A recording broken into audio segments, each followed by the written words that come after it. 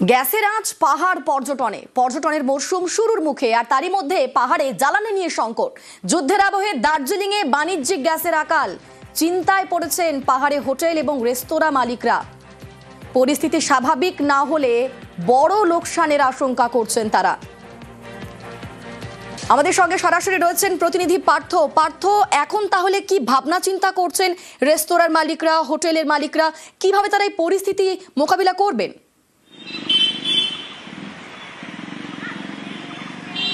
এটাই এখন সবচেয়ে বড় প্রশ্ন হয়ে দাঁড়িয়েছে কিন্তু পাহাড়ের পর্যটন ব্যবসায়ীদের কাছে, বিশেষ করে হোটেলিয়ার্স এবং যারা রেস্তোরাঁর মালিক।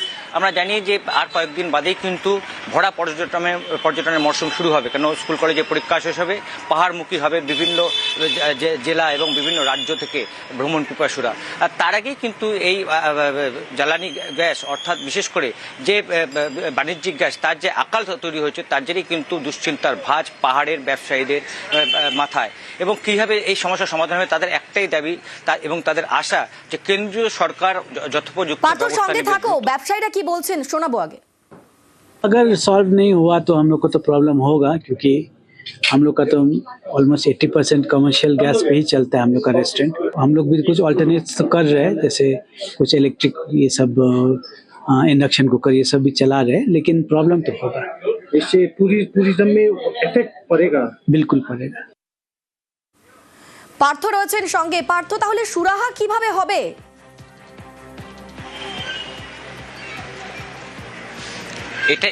এই বিষয়টি কিন্তু এখন ভাবাচ্ছে পাহাড়ের ব্যবসায়ীদের, কারণ এই সময় হয়তো পর্যটকের সংখ্যা তুলনায় কম, কিন্তু আর সপ্তাহখানেক বাদেই কিন্তু পাহাড়ে পর্যটকদের ঢল নামবে।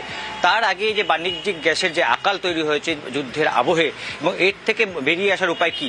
ইন্ডাকশন দিয়ে হয়তো সাময়িকভাবে তারা কাজ চালাচ্ছে, কিন্তু সেক্ষেত্রে যারা পর্যটকরা পাহাড়ে বেড়াতে আসবেন তাদের 3 বেলা খাবার দাবারের যেমন একটা ব্যবস্থা সরবরাহ করাটা কতটা সম্ভব হবে সেটা যেমন ভাবাচ্ছে, তেমনি ক্যাভেন্ডার্স বা অন্যান্য যে বড় বড় রেস্তোরাঁ রয়েছে পাহাড়ে, সেই তাদের যে বিভিন্ন যে মেনু সেটা কাটছাট করার কথা কিন্তু ভাবতে হতে পারে ব্যবসায়ীদের। কেননা সামান্য যে এখন মজুদ কিছু রয়েছে এখন এই মুহূর্তে পাহাড়ে, কিন্তু সেই মজুদ ম্যাক্সিমাম 3 থেকে 4 দিন পর্যন্ত চলতে পারে। কিন্তু তারপর বিকল্প ভাবনা হিসেবে তাদের একটাই আশা বা দাবি যে কেন্দ্রীয় সরকার হয়তো দ্রুত বিশেষ করে এই পাহাড়ি এলাকার জন্য পর্যটন কেন্দ্রগুলির জন্য বিশেষ ব্যবস্থা নেবে।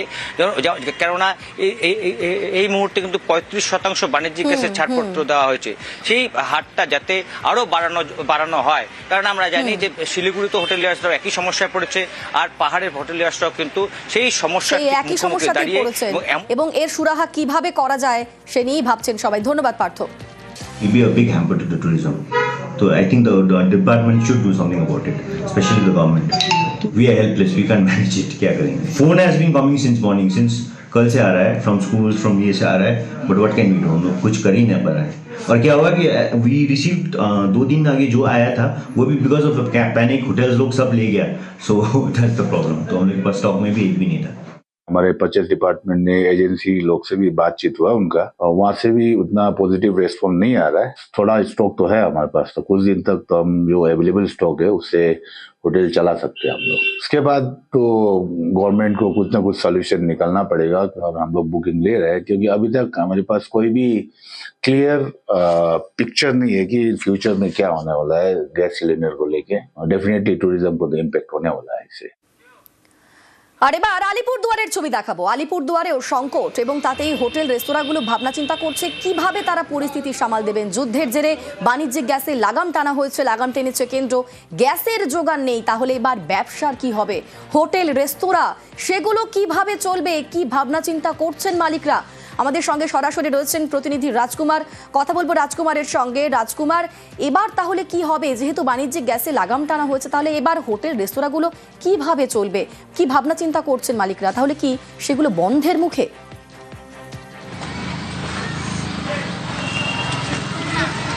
একদমই, দেখো মালিকরা যে হোটেল রেস্তোরাঁ, তুমি জানো যে আলিপুরদুয়ার হচ্ছে পর্যটনের জেলা।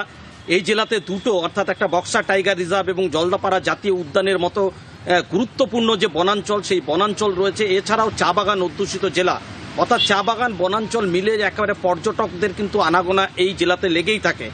এই অবস্থাতে কিন্তু, এবং এটা পর্যটনের মরশুমও চলছে, ফলে এই অবস্থাতে হোটেল রেস্তোরাঁতে যেভাবে যে কমার্শিয়াল সিলিন্ডারের যে যোগান কমে গেছে, কেউ পাচ্ছে না, কোথাও আবার 1800 টাকার সিলিন্ডার 2500-2600 টাকায় বিক্রি হচ্ছে। ফলে এখন কিন্তু হোটেল রেস্তোরাঁ এবং ফাস্ট ফুডের যারা ব্যবসা করে সেই সমস্ত মালিক কর্তৃপক্ষের কিন্তু কোনো রকম কিছু তারা ভাবতেই পারছে না। অনেক হোটেল কর্তৃপক্ষ তাদের যে পদ, যেখানে আগে 16 পদের রান্না হতো সেখানে এখন 10 পদ 11 পদে অর্থাৎ পদ কমিয়ে দিয়েছে। তেমনি রেস্তোরাঁ মালিক এবং ফাস্টফুড বিক্রেতারাও কিন্তু তাদের যে পদ সেই সংখ্যা কমিয়ে দিয়েছে। কিন্তু গ্যাসের যোগান না হলে কোনোভাবেই এই হোটেল রেস্তোরাঁ ফাস্টফুডের দোকান এগুলো চালানো সম্ভব নয়, কার্যত তারা বন্ধ করে দেবে এই রকমই কিন্তু তারা ভাবছে, কারণ বিকল্প কোনো ভাবনা কিন্তু নেই যেহেতু যোগান নেই। ধন্যবাদ রাজকুমার। পয়সা দিয়েও গ্যাস পাচ্ছি না, দোকানে যেসব আইটেম ছিল এখন আইটেম আমরা অর্ধেক করছি, মানে এইভাবে এখন এরকম পরিস্থিতি আমাদের দোকান বন্ধ করতে হবে। পয়সা দিয়েও আমরা কোনো গ্যাস ট্যাস পাচ্ছি না। হচ্ছে কোথায়? এটা তো কমার্শিয়াল তো হচ্ছে না। কমার্শিয়াল 3 দিন আগে 4 দিন আগে আমরা যে কমার্শিয়াল আনলাম 1890 টাকা, এখন আবার আজকের বাজারে শোনা যাচ্ছে 2500 টাকা। হচ্ছে ডেলি ধরুন আমাদের 2-3 করে গ্যাস লাগছে, তো সেখানে পাচ্ছি না, পেলেও 2-3 দিন ওয়েট করতে হচ্ছে। অনেকটাই দাম দিয়ে 2500 বা তারও মানে লাস্ট আমি আজকেই রাখলাম সেটা 2600 টাকা মতো। 2600 টাকা। এখন জানি না কতদিন এইভাবে চালাতে পারবো, দেখি, কারণ গ্যাস না পেলে তো আর পসিবল না, এইসব হোটেলে তো আর উনুনে রান্না করা সম্ভব নয়। কমার্শিয়াল একদম বন্ধ, কমার্শিয়াল আমাদের স্টকও নেই, আর যতক্ষণ না আসবে একমাত্র হসপিটাল আর হচ্ছে হোস্টেল মানে কলেজ ছলে এদেরকেই সিলিন্ডার দিতে হবে, পাবে তাদেরকে। আমাদের যদি কানেকশন হয় তবেই দিতে পারবে। আমাদের তো এরকম কানেকশন একটা দুটোই আছে, তাদের রিকোয়ারমেন্ট দিতে হবে, দেওয়ার পরে তারা সিলিন্ডার ডেলিভারি। আমরা বিভিন্ন জায়গার ছবি দেখাচ্ছিলাম, গ্যাসের দাম বৃদ্ধিতে নাজেহাল আম জনতা। সংকটের জন্য কেন্দ্র দায়ী তো মমতা বন্দ্যোপাধ্যায়ের। আগে থেকে ব্যবস্থা নেওয়া হলো না কেন, প্রশ্ন মমতার। নিউজ 18 বাংলা এক্সক্লুসিভ মুখ্যমন্ত্রী। গোটা দেশ জুড়ে যে সংকট তৈরি হয়েছে, পশ্চিমবঙ্গ তার ব্যতিক্রম নয়। তা কিভাবে এটার মোকাবিলা করছেন? সারা দেশ জুড়ে যে সংকটটা তৈরি হয়েছে এর জন্য Narendra Modi government of India দায়ী। তার কারণ হচ্ছে যখন যুদ্ধটা শুরু হয়েছিল তখন তো তিনি ইসরায়েল থেকে যেদিন ফিরে এলেন উপহার নিয়ে, তার পরের দিন থেকে শুরু হলো। আমার কথা হচ্ছে সেদিন থেকে তিনি জানতেন এই পরিস্থিতি হবে, তখন তিনি কেন সিদ্ধান্ত নিয়ে জরুরি মিটিং ডেকে কতকগুলো এসেনশিয়াল কমোডিটিস আছে যেখানে মানুষকে প্রোটেকশন দেয়নি, উপরন্ত বলছে 25 দিন আগে মানুষ গ্যাস পাবে না, গ্যাসের দাম বাড়িয়ে দিয়ে। যদি আমি সাবসিডিও দিতে চাই তাতে কোনো লাভ হবে না, কারণ সাপ্লাই নেই। সাপ্লাই চেন যদি বন্ধ হয়ে যায় তাহলে কিন্তু মনে রাখবেন সমস্ত গ্রাম বাংলা থেকে শহর পর্যন্ত, এমনকি ট্রান্সপোর্ট থেকে শুরু করে, হেলথ সেক্টর থেকে শুরু করে, মিড ডে মিল থেকে শুরু করে, ICGS থেকে শুরু করে, অটো থেকে শুরু করে, যারা গ্যাসে চালায় তাদের সবার পক্ষে কিন্তু প্রবলেমেটিক হয়ে যাবে। জিনিসপত্রের দাম বাড়ানোর সুযোগ করে দিয়েছেন তারা। সুযোগ এই পরিস্থিতিতে আমি মনে করি এই সংকটকে মোকাবিলা করতে গিয়ে FIR এর নাম করে চক্রান্ত চাপিয়ে দিয়ে মানুষের ভোটাধিকার কেড়ে নিয়ে মানুষের রাজনৈতিক অধিকার, অর্থনৈতিক অধিকার, সামাজিক অধিকার, বঞ্চনার অধিকার এগুলো থেকে বিরতি থেকে রাজনীতি না করে, এজেন্সি দিয়ে মানুষকে স্তব্ধ না করে আগে মানুষের কথা ভেবে পেট্রোলিয়াম মিনিস্ট্রি ওদের হাতে, আমাদের হাতে নেই। তাই এটা গভর্নমেন্ট অফ ইন্ডিয়ার দপ্তর, তারা যেন নিজেরা ইমিডিয়েট অ্যাকশন নেয় আর গ্যাস সাপ্লাই বন্দোবস্ত করে এখন থেকে। যেটা আপনি বলছেন সেটা হচ্ছে কমার্শিয়াল সেক্টরের অবস্থা তো খুবই খারাপ, ঠিক আছে। তো অলরেডি কমার্শিয়াল যদি না থাকে তাহলে মানুষের রুজি রোজগার থাকবে কি করে? ঠিক, সেটা ঠিকই।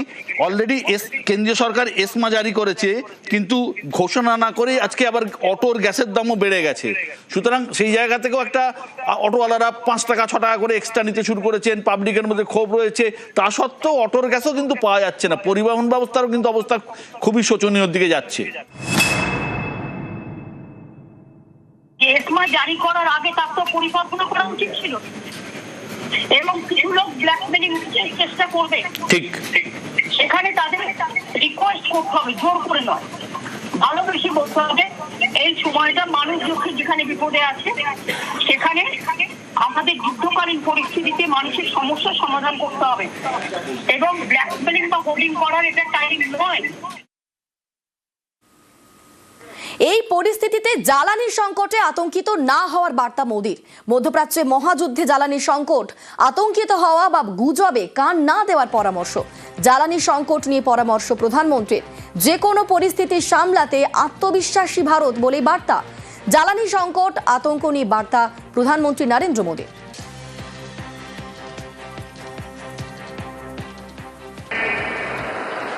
There is no need to panic or pay attention to rumors. I would like to appeal to the people, let us spread only correct and verified information. I am confident that as a nation we will navigate every situation successfully.